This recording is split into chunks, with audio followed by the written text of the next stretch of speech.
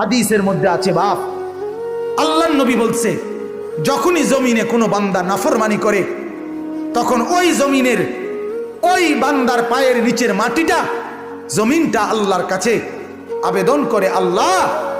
আল্লাহ আমার একটু সুযোগ দাও, আমি একটা শুধু গড় দেমু, আমার নিচের মাটিটা উপরে উঠামু, উপরের মাটি নিচে নামামু, শুধু ওই লোকটা যেরকম বিছনায় এপাশ ওপাশ করে আমি আমার জমিনটাকে একটু এপাশ ওপাশ করমু, আমার নিচের মাটি তুলবো, উপরের মাটি নিচে নামাবো, আল্লাহ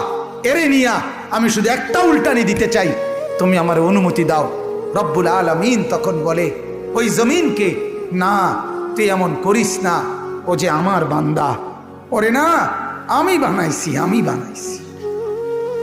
ওরে আমি বানাইছি। এই জমিন